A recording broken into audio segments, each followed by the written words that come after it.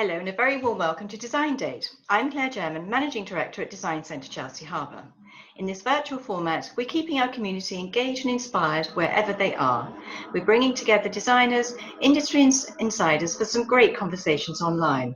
Today's talk, The Facets of Lighting, is aptly titled, as we're going to look at lights from every angle. I'm delighted to introduce interior designer Laura Hammett. She started her studio in 2008 and it has grown into a thriving practice working on high-end projects around the globe, from Abu Dhabi to London. And Lloyd, Sales Director at Bella Figura, the company known for creating beautiful decorative lighting. Together, they have created a spectacular collection, so get ready to be amazed by their dedication to delivering the best. For now, I'm handing over to Charlotte Abrahams, who's chairing today's session. With so much to discuss, there may not be time for questions and answers, but thank you all for tuning in, and it's definitely going to be illuminating. Thank you. Thanks very much, Claire. And I'm absolutely delighted to be talking this afternoon with two experts in the lighting field. Ross, Laura, welcome to Design Date. Thank you. Thank you. Ross, this is Bella Figura's first ever collaboration, which is really quite a thing. Tell us, why did you want to collaborate with Laura Hammett? Well, I've been working with Laura for, 7-8 years now. And I think Something Laura like that, yeah. had sort of exhausted the Bella beauties, basically.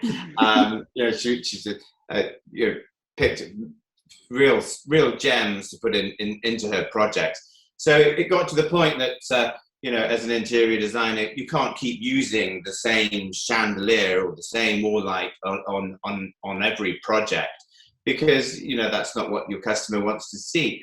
So we really had to come up with a new designs and new ideas. So it was from that point that we decided to do a collaboration of existing products, which Laura came into the showroom and we looked at various chandeliers that we had used, and Laura had noted certain details. Going back to the glass that we've used, and the collection is called the Facet collection. And the glass, we have a collection called the Diamond collection, which is a beautiful Murano glass table lamp series. And I've got one here that I can show you, which is the key factor. So I just need to check that it's not plugged in, otherwise we're going to have a Murano mashup in my house. So this is really where the glass on the collection started off. And these are really weighty, beautiful products made on the island of Murano. Right. And the guys in the workshop blow into a pre-made steel mold. And then when the glass is cooled, they are then handed over to some other guys in a different workshop, who then hand polish these the raw glass down to create all these beautifully smooth faceted shapes. And they're hand polished on what I can only call it's a gigantic rotating disc, almost like a record player, which is made of sandpaper. Diamond sandpaper, of course, wow. with cold water flowing over it, and that's how they just literally sand for probably about 3-4 days. Wow. Sand this really heavy. Their muscles must be huge to do this, to get these faceted shapes. That's what the key aspect was in the glass. Okay. Which was what Laura.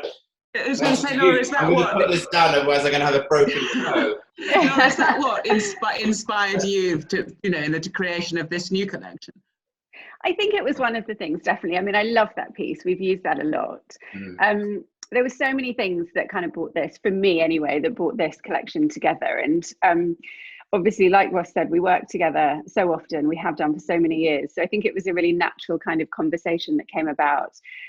We do, as a studio, we do so much bespoke work. So bespoke kitchens, bathrooms, furniture, and lighting is such a natural part of that as well. So, we have definitely used a lot of Bella Figura's standard pieces from their collection, but we also like to customize and make bespoke pieces so that each project is unique.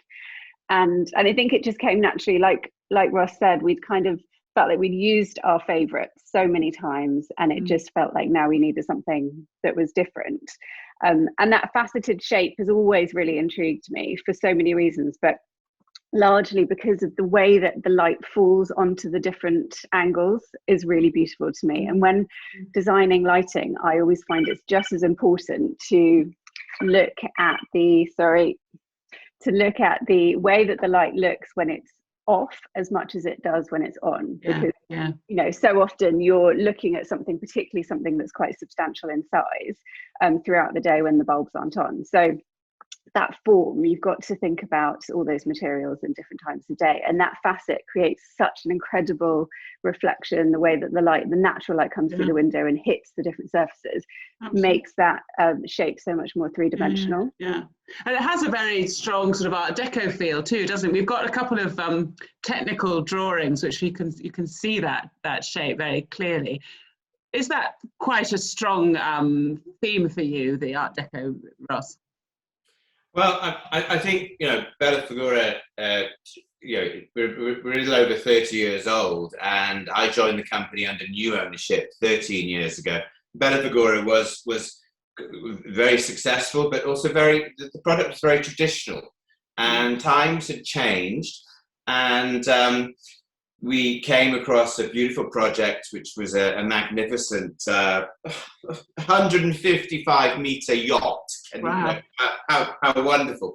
And we had the opportunity to create, it was about 6 or 7 wall lights. And as with all modern day, you know, even cruise liners and yachts and boats, they still seem to have that golden age of travel of the 1920s and the 1930s. So that deco feel always seems to be pulled through. And I think that's where Bella Figura has sort of got its sort of signature look with our deco collection, because, you know, deco it's a modern style, it's sleek, it's clean, it's geometric, it's triangular, it's zigzaggy, it's sort of softly industrial.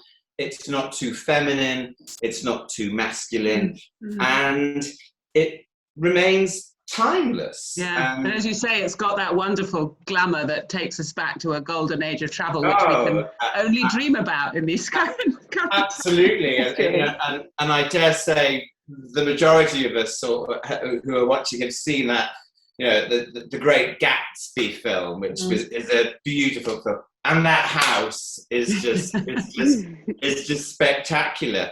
It really is. And when you think we're 100 years on, and that house in that film now seems very much now. And I think with all the products that we design at Bella Figura, and the same with Laura and the beautiful projects and homes and penthouses that you create, they remain timeless. You don't want in 20 years' time, in 2040, to be saying, oh my God, that house looks so 2020s, and you have to win it all. You know, I want, as Laura does too, and she does so well, she wants, you know, her beautiful houses to remain timeless and to continue for a lifetime, if not several lifetimes. And I think that's something that both Laura and us at Bella Figura have achieved, and it's very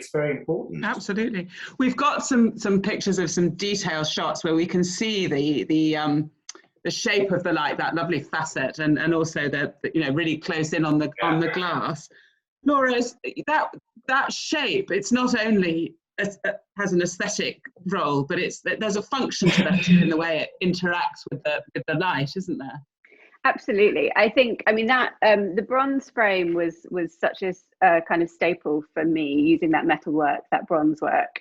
But I knew that I wanted the glass to feel quite in contrast with that. So it almost had a kind of ethereal quality to it. And you won't ever really see clear glass in any of our projects. We always like to do something with glass to give it more kind of substance and to really see the depth. So whether that's smoked or and here Ross will talk to you more about how he's created that technique, but it's really, really unique, and you get this kind of almost like a cloudy kind of movement. You get all the natural bubbles, and it feels so soft and delicate, and the way that the light then travels through, it just creates such a lovely, elegant ambience in the room, as well as obviously catching the light, like I said, about, you know, the natural light as it comes through. But you can see, particularly in this image on the right, just how softly it comes through. Yeah, and that the way it plays with the metal, I mean, that contrast exactly is I really love that beautiful. contrast. So the really sharpness, the clean, I mean, this particular junction, I think we went back and forth with this. We had the design with just the arm, and it just didn't feel like it was it had enough to it, so we really wanted to create this step detail which really kind of works with that deco feel. But I just love the contrast of that very kind of tight metalwork and then this very soft natural glass work. Yeah, it's beautiful. And Ross, I mean, how do you tell us a little bit, if you can, about how you achieve these effects and the making process? Excuse me. The glass. There is a glass called Puligousso, which is a very old technique of glass making on the island Murano, which is just bubbles, and the glass is just heated up to a certain temperature. I think we've got a picture of some molten glass. Let's just have a look at that while you tell us. Let's have a peek. So, you can feel the heat. What's so unique with our glass is that we have heated it up to an incredibly high temperature, and then we've added chemicals, of which are a secret, although I can let you know that we do pop soda into it and water. So not unlike making a vodka lime and soda drink at 5 o'clock, but quite similar. And it's those chemicals that have not only created the beautiful bubbles, but also this swirl. And you can see in that image there, although it's red hot and molten, you can see the swirl, which just softens it. We have other glass that we make, which is completely frosted. But like Laura said, using clear glass, it's a bit bling bling, and we want to move away from the bling bling, but glass is still very, very beautiful. But giving this technique, you get some sort of clearness coming through. You get the bubbles, you get the frostedness, and you get a combination of those three lovely aspects to create a piece of glass. As Laura says, when it's off, it's still very beautiful, because it catches the light. And then when it's on, you get even, it's obviously far superior when it's on, because the bulb highlights all those beautiful details that you see there in that shot. And there was also a special, tell us about the dry ice finish. That pretty much is the process. We've called it dry ice because that's what it, I don't know, perhaps that's maybe a marketing term or something a bit more funkier than saying satin or frosted. Yeah. So that's the road we went down. But also here you can see the frames. Now, we talked about using various, instead of perhaps using glass, as a business we use a product called lucite, which is a trade name for basically plastic, and it's the poshest plastic you can buy on the market, because one, it doesn't discolor, it doesn't go that sort of nicotine yellowy color that you see in sort of retro 1960s and 70s furniture and table lamps, but and it's also very light, so it's good for when you are restricted on weight. But on this project, which was a project that Laura had in a beautiful property at the back of Harrods, there were no weight restrictions, so we could use glass. But then because we used glass, the frame had to be very, very strong, so we used iron. And they were all pre-cut, laser cut, but then the amount of time that it takes to actually then solder, particularly on the round chandelier, to solder all the little pieces of metal together, it takes literally weeks to do. But you need the iron to hold the weight, because I think the weight is something like about 120 kgs off the top of my head on this particular product. It's very heavy, but the glass is beautiful, and it works really well. And there are several different finishes to the metal. Yes, we have the bronze, and I love bronze, and it's so lovely now that designers across the board are mixing their metals within their properties. Whereas, sort of, I remember when I started at Bella 13 years ago, gunmetal was the only metal that anybody wanted to use. Your light switch had to be gunmetal. Then your little wheels on your Chesterfield had to be gunmetal. Your fireplace had to be gunmetal. It was a nightmare. But now, designers are having, gold gilt frames. They're having bronze chairs and tables. They're bringing in nickels and bringing it in all together, which makes my life much easier. Yeah. But these do come in various finishes. They come in this beautiful bronze. And then we can do the nickels, and we can do the golds. And these are basically, including the chandelier, when it is made, it's dipped, it's put into this massive chemical bath to get the various finishes that you want. So the choice is there for you. Yeah. Good. And Laura, obviously, light and lighting are an absolutely fundamental part of every interior scheme.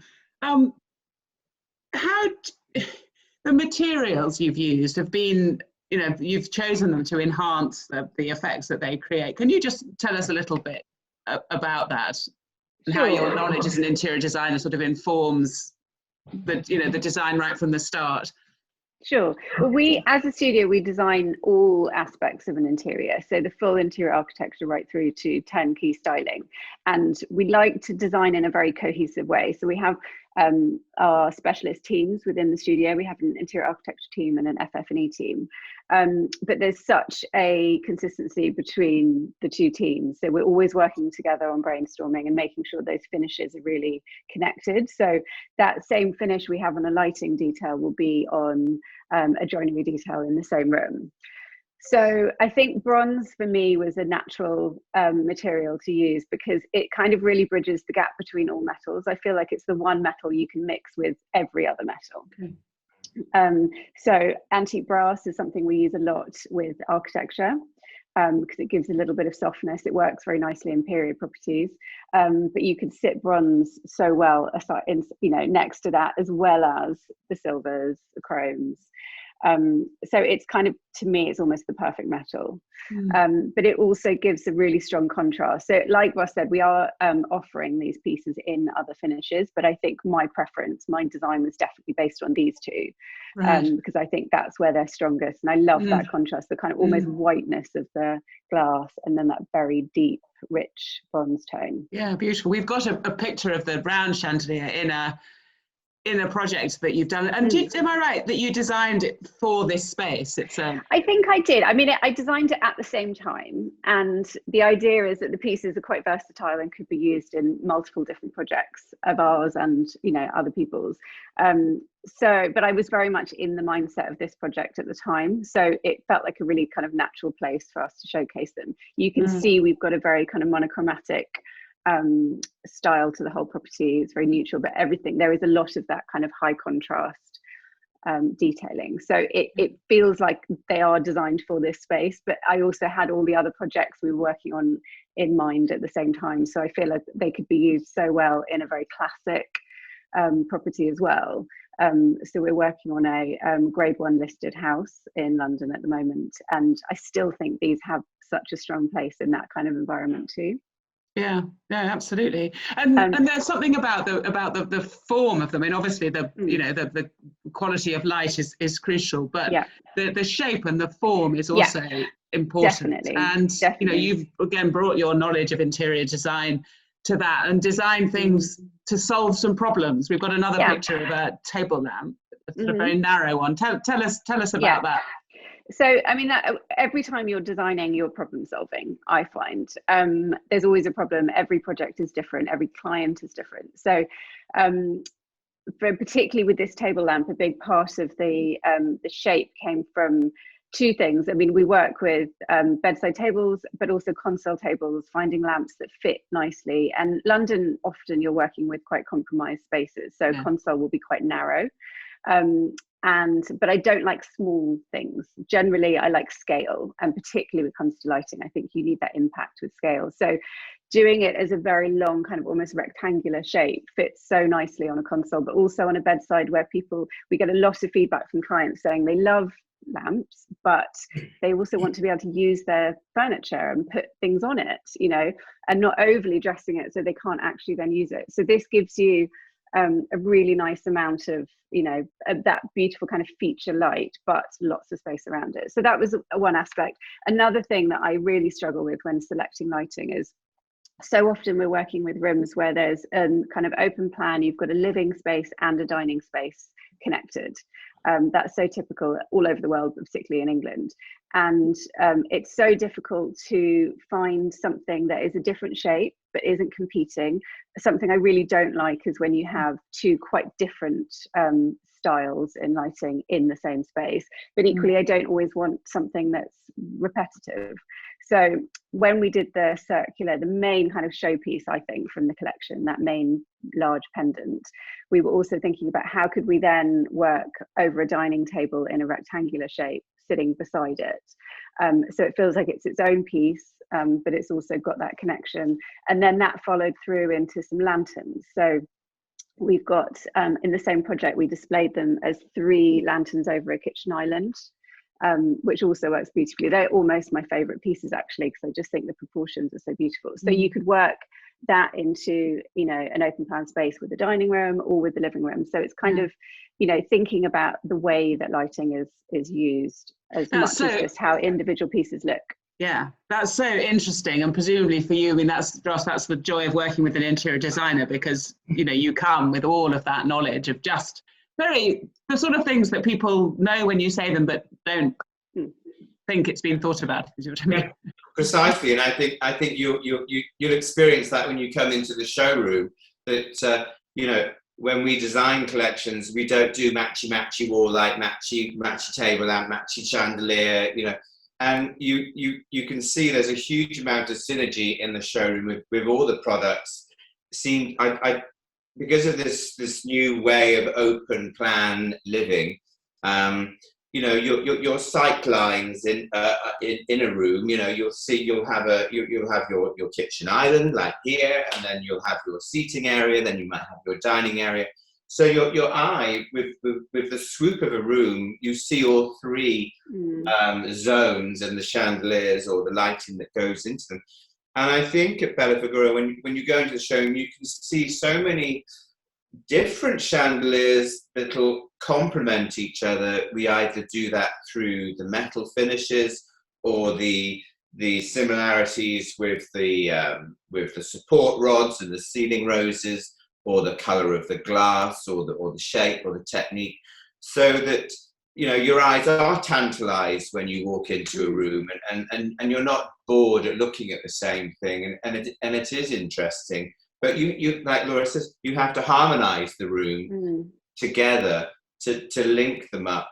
So it's getting the right balance, and that goes through to the wall lights and the table lamps as well. And it's difficult to do, but I think as the collection grows, you just add to it, and this is what this whole collaboration was about, was really picking the best, or not necessarily the best, well, yes, possibly is the best, or the factors of what Laura liked on a particular chandelier or a particular wall light. I think we're constantly doing that, and with our new collection, which we released in September, again, we keep looking at successful designs and other designs and amalgamating, because open plan living is here to stay. And once upon a time, the kitchen was tucked away right at the back of the house. You know, you had your drawing room, you had your dining room, you had your sitting room, all very separate. But now the kitchen is the focal point of of the house. So you know, that room is exceptionally important. Absolutely. And talking about the showroom, of course we can. This collection was launched under lockdown conditions, but now we can all be back and look at the showroom. And we've got a very fabulous picture of the showroom, which if you know, if we want to be lured in, and this one will do it. No. And that sense of what you're creating is a sort of inspiration for people, which you can do it through social media, but not so well, can you, as walking into the showroom? It's very, very difficult. You know, every single product that's on the website, I'm not a photographer, but I'm behind the photographer when every single picture is taken. Lighting is very, very difficult to photograph with the reflections, with the metals and the glass. And some people have very difficult trying to imagine the scale of a product as well. And a lot of the chandeliers, although we take, you know, side on, underneath, as many pictures as we can, it's very difficult. So the showroom, that's why it's there. Yeah, that's why it's there. And we've got, let's just finish off with this glorious picture of the showroom, which is super glamorous. And there we are. This is what lighting can do for you. Laura, thank you so much for talking to us this afternoon. The time has whizzed by, but thank you for having it's been really us. lovely to talk to you. Very much. Thanks very much. Lovely. Thank you. Bye-bye. Bye now.